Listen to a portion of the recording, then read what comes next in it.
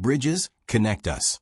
They're supposed to lead us somewhere, across rivers, across towns, across time. But in 2019, one bridge in Oregon became the setting for a mystery that investigators still can't explain. A car left abandoned, a phone and wallet inside, a pair of men's shoes neatly placed side by side on the pavement, and the man who owned them, 34-year-old Daniel Brooks, was gone. No witnesses, no cameras, nobody ever recovered from the river below. And the strangest clue of all? A final note typed on his phone, never sent, that read, "Don't follow the lights." This is the chilling story of Daniel Brooks and the bridge that swallowed him whole. Daniel Brooks wasn't the type of person you'd expect to vanish. He was 34 years old, worked as a software technician, and lived in Eugene, Oregon. Friends described him as quiet, reliable, even predictable. He kept routines. He was the kind of guy who double-checked his locks, backed up his files, and never missed a family dinner. On the surface, Daniel's life seemed steady. But those closest to him said he'd been acting strangely in the weeks before his disappearance. He'd grown more reclusive, sending cryptic texts like they're outside again, or "I don't like the way the lights move at night." Was this paranoia? Or a warning no one understood until it was too late? October 11th, 2019.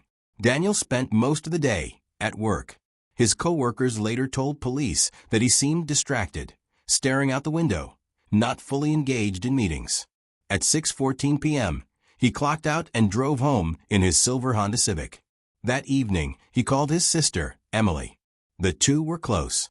He told her he'd been having trouble sleeping and mentioned, almost offhandedly, "If anything happens, don't go near the bridge." She laughed, thinking he was joking.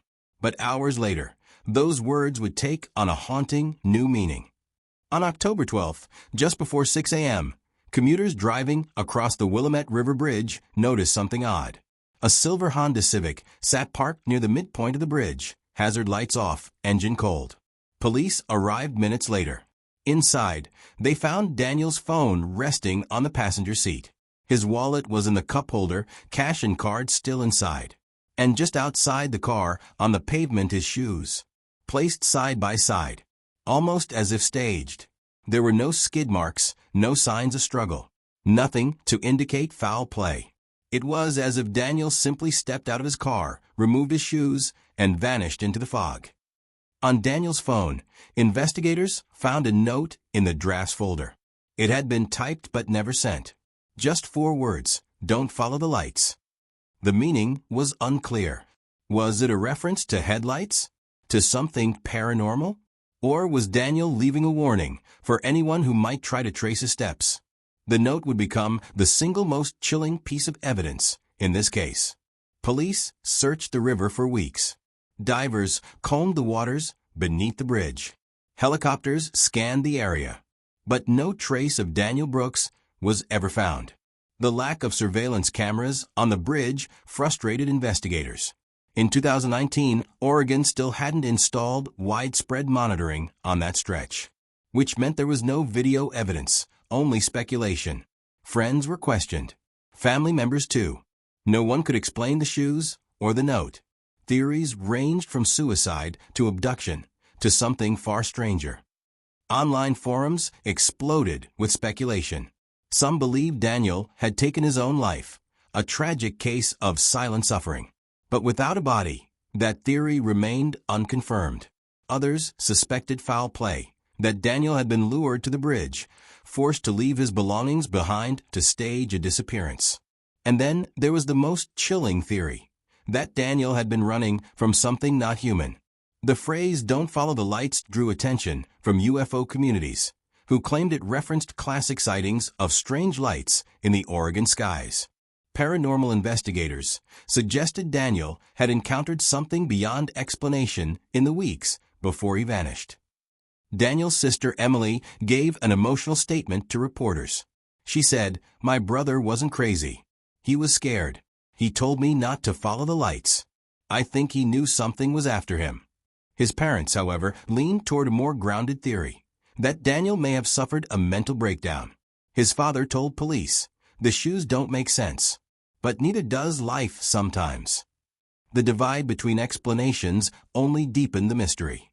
By 2020, the case was officially cold. Daniel Brooks's body was never found. His car was eventually returned to his family. His shoes, phone, and the note remain sealed in evidence storage. But the bridge remains. And with it, the story of a man who left everything behind, except for a final haunting message. To this day, commuters crossing the Willamette Bridge sometimes see flowers left on the railing. Small memorials for a man who walked into the fog and never returned. The unanswered questions remain. Why did Daniel leave his shoes behind? What did he mean by "don't follow the lights"? And how can someone vanish without a trace in one of the most traveled states in America? So, what do you think happened to Daniel Brooks? Was he running from something real or something imagined? Was he a victim of foul play or of his own mind? Or is the truth something darker, something we may never understand? Let me know your theory in the comments below. And if you found this case chilling, make sure to subscribe, like, and share for more true crime mysteries. Because Daniel's story is just one of many that still demand answers. And remember, when you see lights in the distance at night, ask yourself, should you follow them or not?